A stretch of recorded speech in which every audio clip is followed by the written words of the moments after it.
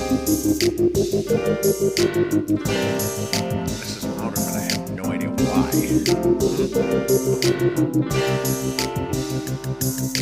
Check. Checkity check. Welcome to the Mukilteo Football Show. My name is Miles. And my name's Kirk. Here with a great Thursday night football game. That's Thursday night football. That's what I'm talking about. Primetime Kirk Cousins. It was really good to get a good Thursday night football game. Yeah, especially after last week watching Dingle Jones, man. Holy smokes. But yeah, fantastic game. 37-30 overtime. The meme of Al Michaels just being miserable in the booth while Kirk Herbstreit tells us what college the player who made the tackle went to. Yeah, the hate should get off of Al Michaels and more onto Herbstreit. Yeah. He's not representing the Kirk name very well. No, but you know who is representing the Kirk name very well? Kirk Cousins. Kirk Cousins. Let's go. That's why we're bringing you a triple Kirk here. 509 yards passing. 509 yards passing. Maybe. And this will overwhelm the whole early season narrative of Kirk Cousins getting used to the Falcons. It is tied for the 15th most passing yards in NFL history. Damn. Tied with Vince Ferragamo, the 1982 Rams. I think that was the strike season, or one of the strike seasons. That's a name drop, man. Yeah. Holy smokes. I know all the other names around here: Eli, Big Ben, Tony Romo, Drew Brees. Yeah. But he's tied with Vince Ferragamo. God, Elvis Gerback here with a 504. Anyway, but yeah. Obviously, an amazing game for Kirk Cousins and the Falcons. One that they probably shouldn't have won. Again. Classic Falcons win. Yeah, because the Tampa Bay Buccaneers, they fought and they kind of got screwed in a couple areas, but they also, made their own mistakes. Yeah, they gave it away at the end. Amazing game. Super fun. Gosh, what a... Yeah, dude, last 3 minutes of regular time was fantastic. Just the Bucky Irving having that fumble looked Ernest Biner-ish. Yeah, with the way that it got popped out and the running back kept running without the ball. Yeah, it just looked like he was going to break a touchdown and just no, it was out. He was definitely going to break the first down, which would have basically wasted the Falcons' timeouts. And so then they get the ball back, screw it all up, throw a pick on 4th and 15. That play calling, okay, I know Kirk Cousins didn't have 509 yards yet, but he was absolutely dealing. Even Kyle Pitts is cooking today. Yeah, right. London is cooking. Ray McLeod is cooking. Darnell Mooney. Everyone's open all the time, and they get that fumble, and they crush the momentum with a negative 2-yard run to Tyler Algier. Their backup running back. I thought Arthur Smith was gone. What are we doing? Then a sack, a check down, and a pick. And so here's a funny thing about that pick, and I didn't think about this till now, but that was like a 15-yard pass, right? Yeah. So Cousins throws that pick to Levante David. If David just bats that ball down, then they don't lose that 15 yards. They would have been in field goal range, because what ended up happening was they got the pick from Levante David, 15 yards past where they would have got the ball. Yeah. Then they had a holding call. Yeah. Bucs had a holding call. The screen pass blown up. They had to punt. Takes them out of field goal range. Yeah. Yeah. Forced to punt. Falcons use all their timeouts. So they're in perfect Kirk Cousins range, Yeah. Levante David, you should have drove the ball. Yeah. You're so right. Kirk Cousins with 0 timeouts at the end of the game is that's how they've won all 3 of their games. Nothing describes Kirk Cousins better than getting the ball with 3 timeouts and 3 minutes and absolutely failing, but then getting the ball with no timeouts and 1 minute 14 seconds and easily getting the field goal. We got this. That play to get the field goal off, getting the spike down, 12 seconds to get an 18-yard pass or something. 18-yard pass to London into field goal range. Get the spike down. That was impressive. The whole offense deserves credit for that. Yeah. I mean, the Cowboys couldn't do that in the playoffs, and I think it was about the same scenario there. Yeah. And then the delay of game, I still don't understand. Yeah, so the ref was standing over the ball. Yeah. And the Falcons couldn't have hiked it. They're all there waiting to run the play. Yeah, that's a spot where Al Michaels and Kirk Herbstreit really failed us. They did not explain that well. Why was the ref standing over the ball? And Raheem Mostert was pissed. Raheem Morris. Raheem Mostert could have also been pissed. We don't know how he feels on IR with the Dolphins. He had money on the game. He'll be suspended soon. With Calvin Ridley. Yeah. and Pete Rose, right? May he rest in peace. Right. Yeah. So, but Younghoe Koo, of course, ended up making that kick, which is in itself is a story because Koo had an adventure. Oh yeah. Where he missed 2 field goals. One after a missed one delay false start. Encroachment, and then he missed another one. And he got one blocked. And they had an interesting. So for their field goal kicker who just won them a game with a 58-yard field goal, with 12 seconds left in the first half, they chose to punt it instead of a 56-yard field goal. Yeah. That was an interesting thing. So Younghoe Koo, they really lost like 9 points there from that decision and from Koo's miss and from Koo's blocked punt. They knew what they were doing. The Falcons, they're like, we need Kirk Cousins with no timeouts and hardly any time. Don't worry about a thing. We'll get it with 114 with no timeouts and we'll be just fine. And then Baker calls tails in Atlanta. What's he doing? I'm sorry, but you're Atlanta's a tails, they're birds, and then they're the Buccaneers, they're heads. You call heads. Sorry, that's just my rant on that. That's analysis right there. Sorry, but yeah, Baker lost that game. Baker calls tails, and Kirk's like, "What the hell are you doing? What are you doing? Why did we send him out there? Look at your helmets." Like Todd Bowles has never had any emotion ever, and he's like, "What the frothing at the mouth? What the hell are you doing? Look at your helmet. It's a head. Look at their helmet. It's a tail." That's good analysis. And then, of course, Kirk Cousins drives them for the overtime. I don't know if we even call this a drive. It's a couple big plays to London. Yep. London gets hit in the ribs very painfully there. Yeah. And who comes in from? Cordero Hodge comes in for him. Makes a great catch, a tight window. There's like off the dude. 5 Buccaneers, including 2 backup safeties, by the way. So credit to the Bucs. They're banged up here. And he just splits them. Yeah. All of them. His dad said he looks quick. Yeah. Probably because he hadn't played all game. Yeah, but I love it. Yeah, our dad, by the way, showed up for the final 12 seconds of the fourth quarter and overtime. Still got to watch some good football. Got to watch. And how long was that touchdown? I forget. It was probably like a 50-yarder. I mean, it was... I feel like they were around midfield or just past it. Yeah. I will say, 45-yard touchdown. I'll say this. That place was hopping. Oh, yeah. Falcons are cool again in Atlanta.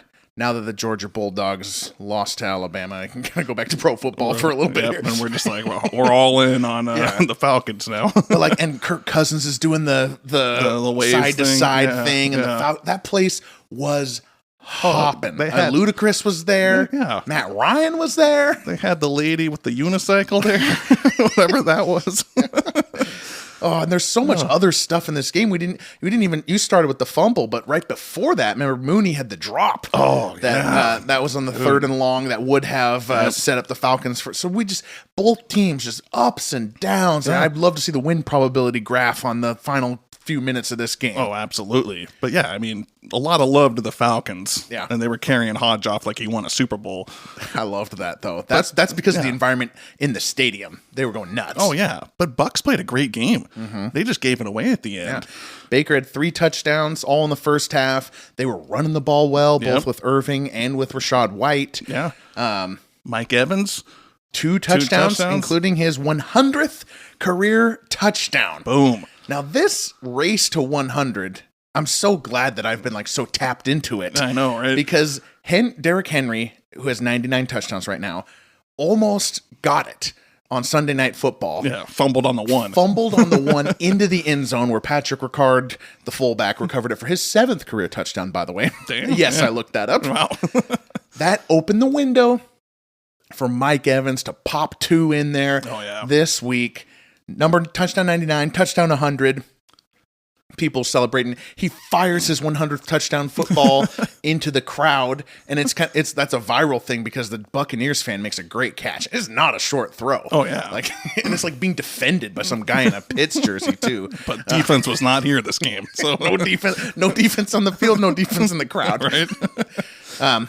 What they did say, Evans only has 99 receiving touchdowns. Yes. So credit to Amazon for just not going by rushing or receiving total touchdowns. Yeah. That one touchdown is a fumble recovery touchdown by Mike Evans. I was wondering how that happened. I have no idea how I didn't see this. Who do you think fumbled that ball into the end zone for Mike Evans to recover? I'm guessing Winston. It's absolutely Jameis Winston. I don't know why I machine. ever doubted it. Jameis Winston's probably fumbled a number of balls into the end zone. That's Jameis Winston football. Right. I can't believe I was trying to look up like, well, when did that happen? Of course it was Winston. Right. Mooney had a good game. Just great. Like this game was good from start to finish. It was 7-7. It was 17-17. It was 27-27. I mean, this was Thursday night football. Just good play calling. You know, Baker got him to run a little bit. You know, like he got hurt somewhere in there. It looked like he got his knee tangled up or something. Like it looked like bad, but he started running after that. He had some of his best runs after that. Yeah, even maybe not even like yardage wise, but some of his like most navigating the pocket little things there. Yeah. He looked smooth. Godwin looked good today. I mean, just the offense looked fantastic for a divisional battle. Like this was pretty impressive. I'm kind of excited to watch the rest of the NFC South this year. Right? They're both 3-2. The Saints are also somewhat interesting. Oh yeah. You know, they'll be playing the Chiefs on Monday, and if they beat those Chiefs, then we're gonna have a 3-2 at the top. Yeah. Well, and we'll have a lot of hype around them. Like, I don't know. The NFC South is finally fun. Yeah. Because sure, we can look back on those Tom Brady years.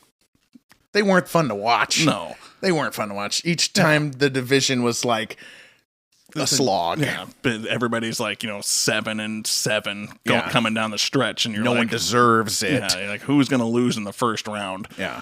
It wasn't like Matt Ryan, Drew Brees days. This is the first time I feel some enthusiasm as a national fan for the NFC South. Yeah. And Matt Ryan was there today to witness it. Got honored. Yeah. Do you think Matt Ryan's going to make the Hall of Fame? Just before we...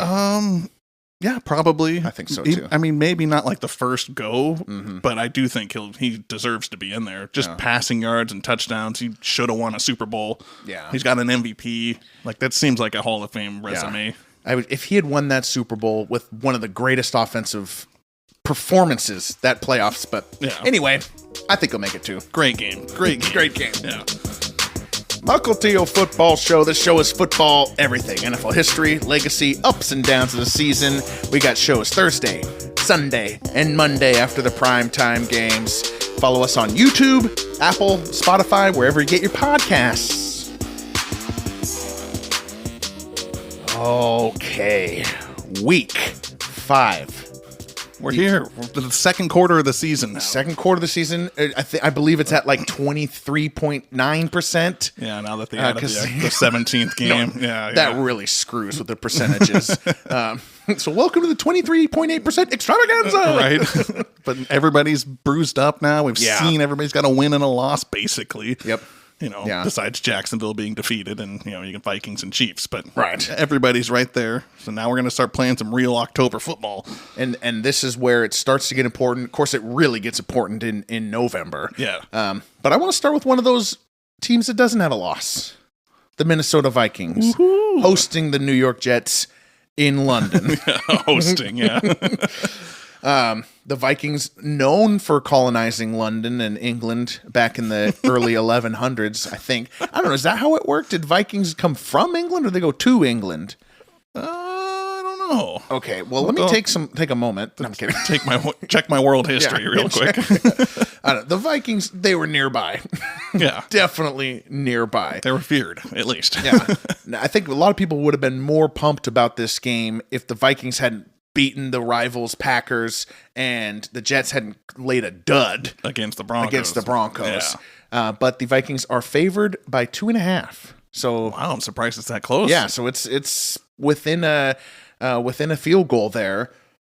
How are you feeling on this? Like, how are you feeling on the Vikings as a whole? Are you buying in now with the Sam Darnold 4-0 Minnesota Vikings? I'm starting to buy it. I really am. I mean, of course they're going to lose a game somewhere.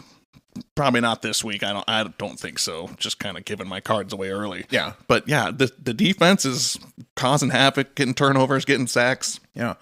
Darnold's finding the right people. I like that Green Bay was coming back and they put the ball in Sam Darnold's hands and said, go get us a field goal. We're going to need this towards the end. Mm-hmm. They started throwing the ball, gave it to Jefferson. You know your guy. Yeah. I like the way this team is coached. Flores and O'Connell. Mm-hmm. Darnold doesn't have to do too much. And, they did everything they needed to this last week. Green Bay's a great team, and Jordan Love started catching fire. Yeah. And then, pretty much almost caught up middle of the fourth quarter, and they forced 2 more turnovers to clinch this thing out. They really went up tempo and caused problems for the Vikings. I don't know that the Jets can do that, though. I don't think so. That's a Packers Matt LaFleur thing. Yeah, they're going to false start every time. Are you referring to Aaron Rodgers throwing the offensive lineman under the bus in the press conference? Right.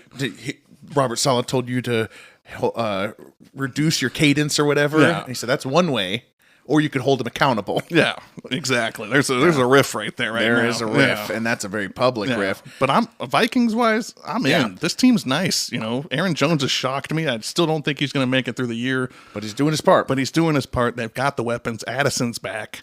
Yeah, he's a playmaker to go with Jefferson. Yeah, and Darnold does his job, dude. The Vikings probably would have handled that game if Naylor doesn't muff a punt. Oh, yeah. Near the end of the tries to catch half, it above his head. What's he doing? Yeah, really going with his nickname of Drunken Naylor that this podcast calls her. What do you do with a drunken Naylor? I love that. I'm also in on the Vikings. I don't know how far they're going to go, but the thing that I like about it is it's really Sam Darnold's like number 3 here. Yeah, he's the number 3 thing happening. The number 1 thing happening is the defense. Mm-hmm. Brian Flores' defense is confounding and seeming to be kind of the next wave. And the other thing is Justin Jefferson's one of the best players in the whole freaking league. Yeah. When we usually don't swear. So. But, people forgot about him. He got hurt last year. But I don't know how we forgot about him that quick. Yeah. When I watched that first half, I was just like, man, I'm watching one of the best players in the NFL right now. You just forget sometimes. Dude, that touchdown he caught, hit him in the chest, and everybody's giving Darnold, he couldn't have placed it any better. Right. That's part of the route.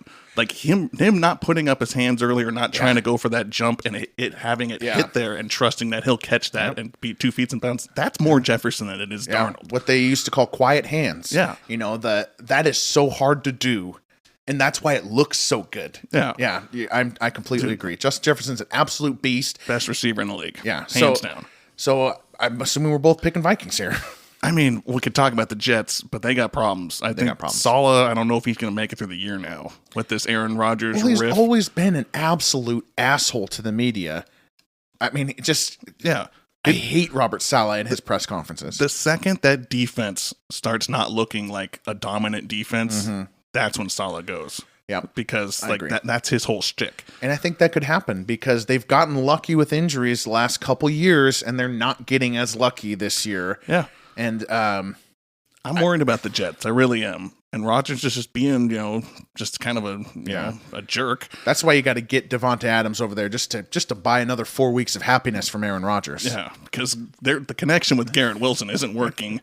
Breece Hall non-existent last week. Yeah, there's no excuse to lose that game to the Broncos. I don't care if it's raining. Aaron Rodgers played in Green Bay. Yeah, come on. They really said, "Oh, this is a true weather game."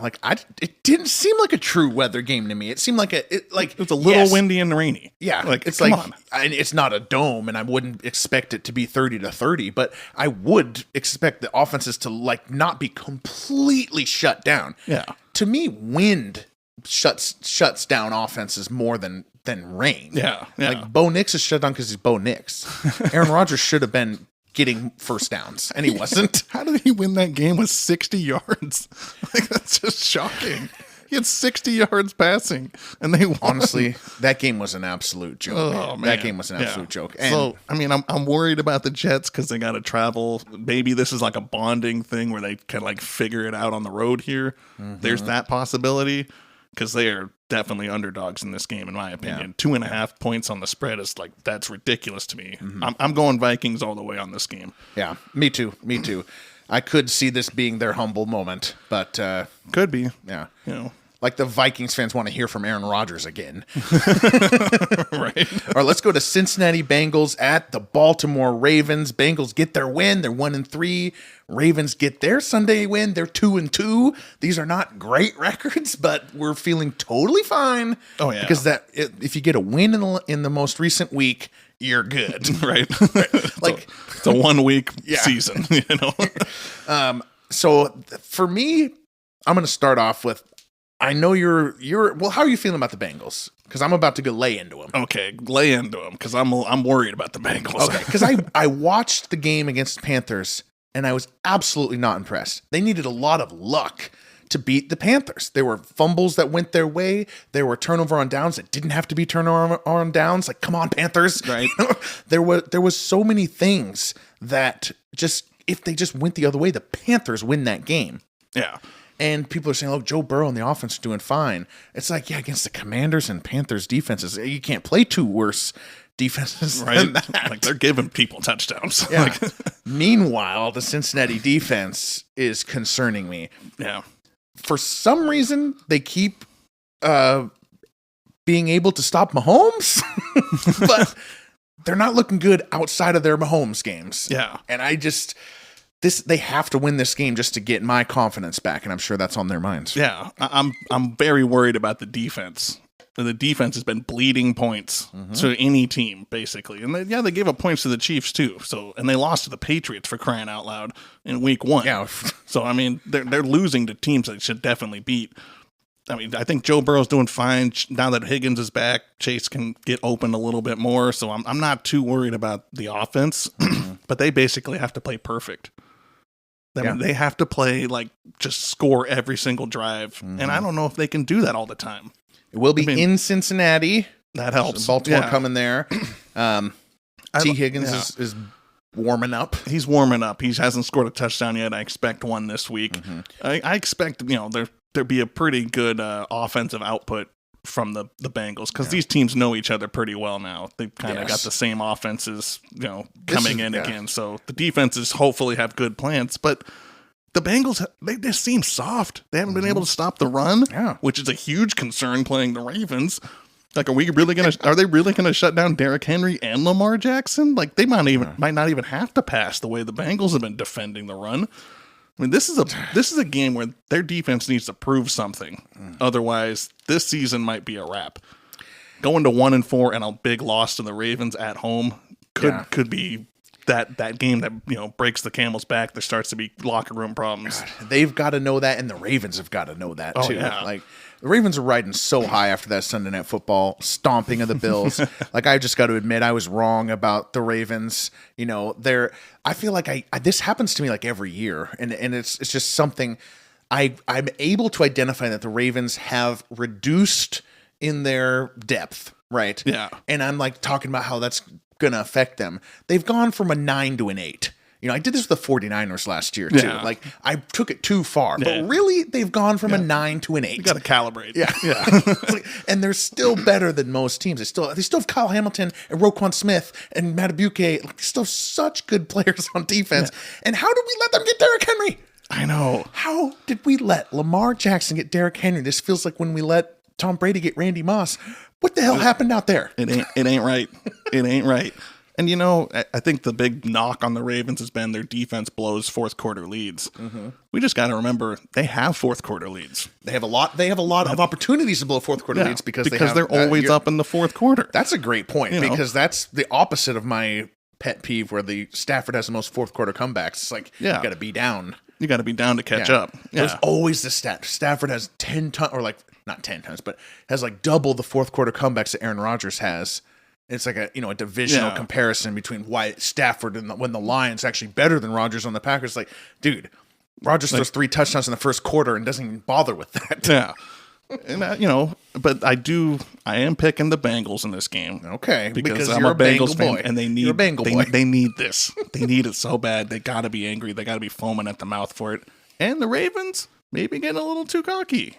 They ride their emotions too much. Yeah. So now they're high. They're that's like one of our things. Hey, we beat the Cowboys. Hey, we beat the Bills. Hey, we could have beat the Chiefs. They're starting to get full of themselves. They go into Cincy, close game, they lose it, then it brings them back down to earth. They're an emotional team. They're only 2-2 though. Like, they could be 4-0. They should be 4-0. Yeah. I mean, the toe and then the Raiders collapse. Yeah. I mean, they should be 4-0. But I think this team's, I don't know. There's something about the way that their offense has been running the ball and the Bengals haven't been able to stop the run. Yeah. for some reason the Bengals will be able to stop the run and the Ravens won't be able to run the ball. That's just football. I don't understand why that happens. That's why it's pointless to even talk about the games ahead of time, but stay tuned. It's like us talking about the Saints being the best offense to the new greatest show on turf after week 2. And then what do? They put up 12 points. Yeah. So, I mean, there's just, it's a 1 week league. Yeah. I'm still taking the Ravens as long as 4 particular legs are healthy. Lamar's left leg, right leg, and Derrick Henry's left leg and right leg. I'm picking the Ravens here. Can injure the whole offensive line. Yeah, everyone else can go. They're only favored by 2.5. Ravens. Yeah, they're on the road, so I guess that's a little bit more of a spread, but still. Yeah, I just want to see 2-3, 2-3. Let's just get them closer. Yeah. I mean, let's set up, just like we did with the Bucs and Falcons, let's set up the rest of the season here. Let's build some narrative. Yeah. All right, let's talk about Buffalo at Houston. Mm-hmm. The Stephon Diggs revenge game, as you pointed out to me. Let's go, yeah. We circled this one on the schedule earlier, and both these teams, big contenders in the AFC. Yeah. I mean, you pretty much put them as like the top 4 in the AFC, like before even the season started. Bills are favored by 1 on the road, so let's pick them. That's surprising, yeah, especially after the Sunday Night Football. Mm-hmm. I mean, Texans, I guess we'll start there. They're lucky to be 3-1. I mean, they haven't really played good football yet. Yeah. I mean, Stroud and Nico Collins are the only 2 guys that are really playing good football. God, Nico is so good. Yeah, Justin Jefferson 1, Nico Collins number 2. Dude, that's my receiver chart right now. Honestly, I mean, Nico's getting ready to make an album with Velvet Underground. Let's just say that it's going well. I love that. Sunday morning. Oh man, they're not scoring the points that they should. I haven't seen Tank Dell at all. Yeah, I'm a little worried about the running game without having Joe Mixon there. It's looked different from Mixon to Akers. Like it's like I mean, you hate to hear this like stupid old football coach thing, but you got to keep on schedule on the chains and stuff like that, and they're not anymore. And it has been a little clunky for the Texans. I agree with you. Honestly, they've been kind of playing like the Chiefs play, where they just kind of aren't doing very much, but they'll win it at the end. Yeah. Which I like in the long run because they're proven that they can win those close games at the end. Yeah. And they just barely beat the Jaguars. Though I will say the Jaguars needed like a muffed punt themselves to score their first or second touchdown there. So there was some flukiness in that. I haven't been impressed with the Texans. I mean, besides Stroud and Collins, defense has been pretty good. Mm-hmm. Not like A+ or anything, but they've been holding them in games, and they've kind of been the anchor of the team right now. This is why I love football, and I love, like the intro to the podcast says, the ups and downs of the season. This game is so important for the way that we think of the Texans going forward through this season. I mean, we've already put them in the echelon of top 4 in the AFC, but they haven't really played anybody in the top 4 of the AFC. Exactly. So this is kind of their first test to play Ravens, Bills, Chiefs. They've got a lot at stake narrative-wise here, because if they get thumped by the Bills, then we're like, oh, ha, like Texans, yada, yada. Because they got thumped by the Vikings, so if they put out a dud again like that, you're like, oh, well, they can beat bad teams, but they can't beat the good ones. You don't want to become the Dolphins. And then you start becoming that kind of team. We can't actually beat teams that are like actually Super Bowl contenders. Well, are you worried about what happened to the Bills on Sunday night? I guess it's just another way of asking who you're picking here. But I mean, I think my biggest concern is how badly they got beat, because it's been like 3 seasons since they've lost games by more than double digits. It got out of control. Yeah, like they're always in the game. Like at least have a chance in the fourth quarter. I mean, they got thumped, and their offense was anemic. They could not figure it out. Like they couldn't get anything rolling. I thought James Cook would even think these things out, but he couldn't get going. Yeah. Josh Allen had to force things. The trick play was stupid. Yeah, I mean, I don't blame it too much on the Bills' offense. I mean, the first thing you give up is an 87-yard run by Derrick Henry, and then Derrick Henry's getting 200 yards. Yeah, like I feel like this is. A healthy Derrick Henry is almost impossible to stop. And the only thing that stops Derrick Henry from winning a Super Bowl every year is that he gets banged up. Yeah. Like, because he's a running back, and that happens to the whole NFL. But, like, I feel like they just ran into a healthy Derrick Henry. I'm not worried. I'm picking the Bills in this game. I just think the experience and the level-headedness of the Bills is going to just overwhelm what has honestly already been a bit of a shaky CJ Stroud. He's got to take that next step. Yeah. That defenses have figured out at least the first phase of his career, and he's got to take that next step here. And I don't think he has it yet. And I don't think Stephon Diggs, has any special sauce or secrets to give. Yeah, they're going to have a couple design shots for him in the game for his revenge. But, who knows if he actually makes the plays. But I am worried about the Bills a little bit. After that loss, I was like, they're kind of falling into that who they played. Beat the Cardinals, right? You thumped the Jaguars. I don't even remember who they beat week 2. It wasn't a good team. Dolphins. Yeah. So, who you played, and then you get thumped by the Ravens. So this is a good game for them, too. I expect a lot of narrative. I expect it to be close, but based on the way the Texans have been finishing games and the way the Bills always blow close games. Not to the playoffs. Not to the playoffs. Okay, not to the playoffs. I think I'm going Texans on this one. Okay, I'm going to trust Stroud to hit Stephon Diggs in the corner for a game winner.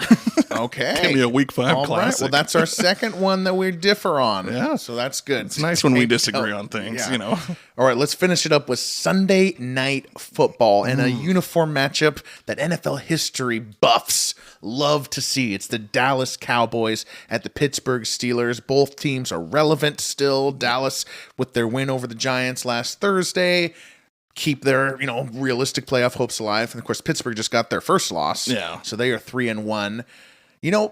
They have played only 16 times in the last 50 years. That is shocking to me. 3 of them are Super Bowls, 1975, 78, and 95. Yeah.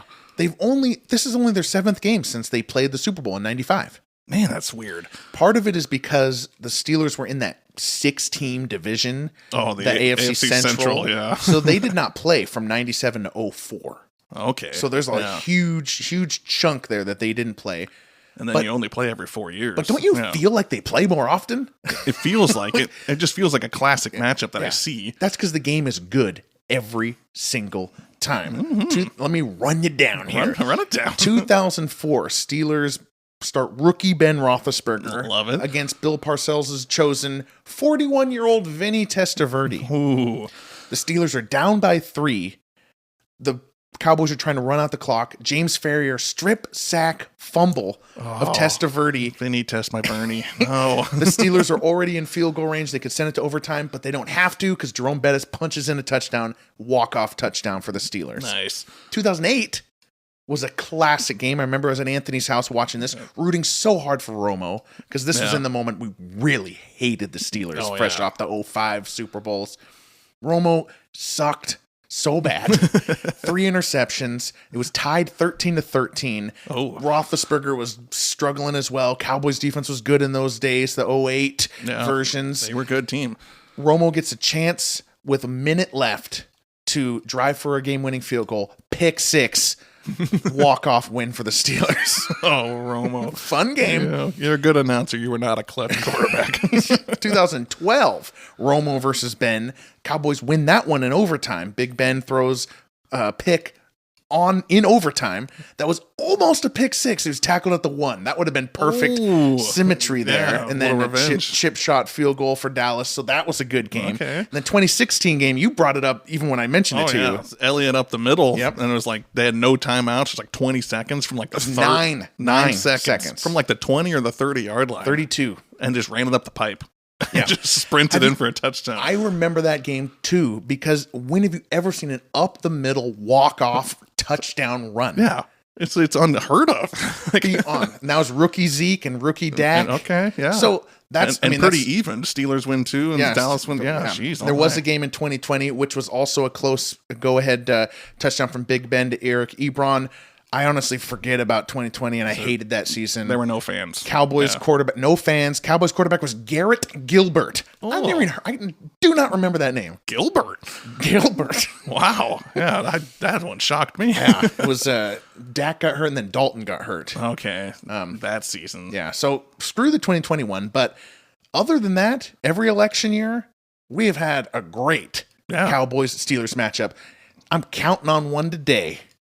As Justin Fields hosts Dak Prescott It sounds like it should be a classic. I'm ready. You know, I'm ready. Sunday for Night Football. It's two great fan bases, and none of those games were prime time. Man, they're all of course. Well, every Cowboys game is Fox afternoon anyway, so they're all Fox afternoon. Okay, probably all with Aikman announcing. It's probably the first time that this has happened. That's why they moved it. Yeah. Okay, so let's talk about the actual game here. We have 1 minute. Yeah, I mean, I hate Mike McCarthy, so I'm not a Cowboys fan. Mm-hmm. I like the way Justin Fields has played for the Steelers. You do? Okay. I do, and I think Russell Wilson, the trade rumors they've been talking about, I'm like, yeah, sure, go get rid of him. Yeah. Quit having the narrative. Well, you can't bench Justin Fields at this point. No, he's been playing fine. He's making good reads. He looks like a completely different quarterback from when he was at Chicago. He's staying in the pocket until he desperately has to go. And I like that about them. It wasn't his fault they lost the game last week. So yeah, and they had the comeback opportunity. They could have won that game. Yeah, they could have won that game. I think Fields has been told very clearly, don't try to make plays because that's what's really causing him problems with the Bears. He was forcing things and extending, and you have to do it all wrong. Yeah. And now he is doing something very different than we've ever seen. To me, it's not that impressive what he's doing, but paired with a good defense, it's the right mix. At the Steelers, I mean, they're formidable this year. Yeah. With that defense. That defense, as long as TJ Watt stays healthy, Fitzpatrick in the back, I'm waiting for Harris and Warner to get going. Yeah. Cowboys, I don't care. I don't think they're good. I don't actually think they're good. I don't either. We all said on Sunday when they beat who did they beat in week 3? Or who did they lose to in week 3? They got blown out. Ravens. Blown up by the Ravens. They came back, but they ended up losing. Points. Yeah. We all said, let's just try not to feel differently after they beat the Giants on Thursday. But then they beat the Giants on Thursday. Everyone's like, the Cowboys are 2-2. I was just saying it 3 minutes ago. Right? And they're like, hey, they can win the division. Cowboys suck. They're not winning this one on the road in Pittsburgh. That's my pick. Yeah, Mike Tomlin's too good of a coach, and he knows it's CeeDee Lamb or nothing. Go ahead, try to run it with Elliott and Dowdle 30 times. You're not going to do it. My prediction is Dak, pick 6, walk off at the end of the fourth quarter there. TJ Watt. Tony Romo. TJ Watt. Tony Romo sheds a tear in solidarity. In the booth. He's like, I've been there. Sorry, man. I've been there, man. That's my quarterback. That's my quarterback, Torello. All right. I'm going Steelers, too. Yeah. All right. Week 5. We'll be here. Yes. Mm-hmm. Good Thursday Night Football. My name's Miles. I'm Kirk. A good night.